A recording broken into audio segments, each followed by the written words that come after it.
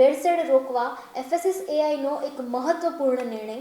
જી હા, દેશભરમાં દૂધ અને ડેરી ઉત્પાદનોમાં ભેળસેળની વધતી જતી ફરિયાદોને ધ્યાનમાં રાખીને food safety and standard authority of ઇન્ડિયાએ દૂધ ઉત્પાદન અને વેચાણ માટે લાયસન્સ ફરજિયાત બનાવ્યું છે।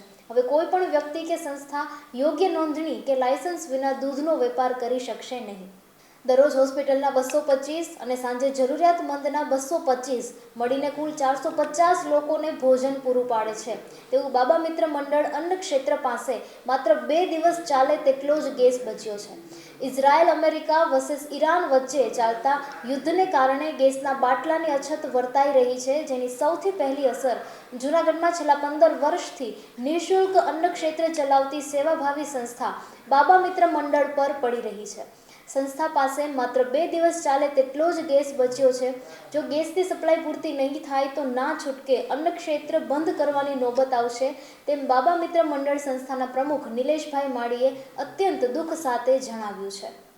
મહાનગરપાલિકા જૂનાગઢ હદ વિસ્તારમાં કોઈપણ જાતની પૂર્વ મંજૂરી વગર પારેવડી ડિઝાઇનર દ્વારા અલગ અલગ વિસ્તારમાં કિયોસ્ક પોલ ઉપર જાહેરાત બોર્ડ પ્રદર્શિત કરવામાં આવેલા હતા, જે અન્વયે કમિશનર તેજસ પરમારના આદેશ, નાયબ કમિશનર JP વાઝાની સૂચનાથી આસિસ્ટન્ટ કમિશનર KG ટોલિયાના માર્ગદર્શન હેઠળ ટેક્સ સુપ્રિન્ટેન્ડન્ટ મનોજ રૂપાપરાની ટીમ દ્વારા પારેવડી ડિઝાઇનર પાસેથી ₹15,000ના દંડની વસૂલાત કરવામાં આવેલ છે।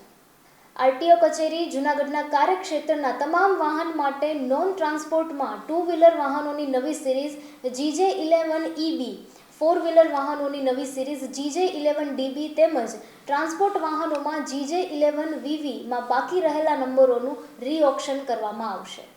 જૂનાગઢના આંબાવાડી વિસ્તારમાંથી 91,100ના ગાંજા સાથે એક શખ્સ ઝડપાયો છે।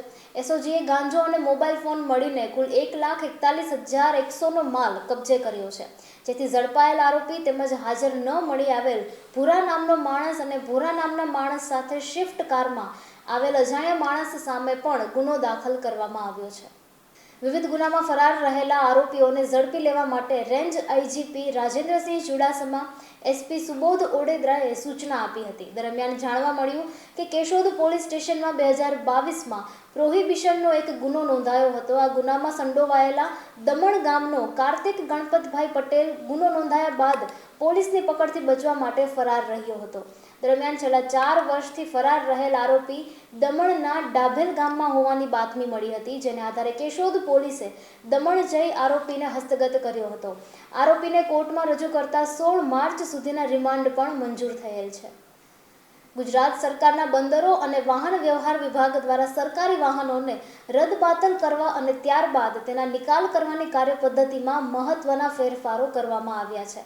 નવી કાર્યપદ્ધતિ મુજબ વાહનને રદબાતલ જાહેર કરવા માટે નીચે મુજબના માપદંડો નક્કી કરવામાં આવ્યા છે। જો વાહન 10 વર્ષ પૂર્ણ કરે અને 2.50 લાખ કિલોમીટર ચાલેલું હોય તો કચેરીના વડા તેને રદબાતલ જાહેર કરી શકે છે। સિટી કવરેજ ન્યૂઝના ડેઇલી અપડેટ માટે અમારી ચેનલને લાઇક કરો, શેર કરો અને સબસ્ક્રાઇબ કરો। આવતીકાલે મળીશું ફરી નવા સમાચારો સાથે। City coverage news Junagadh.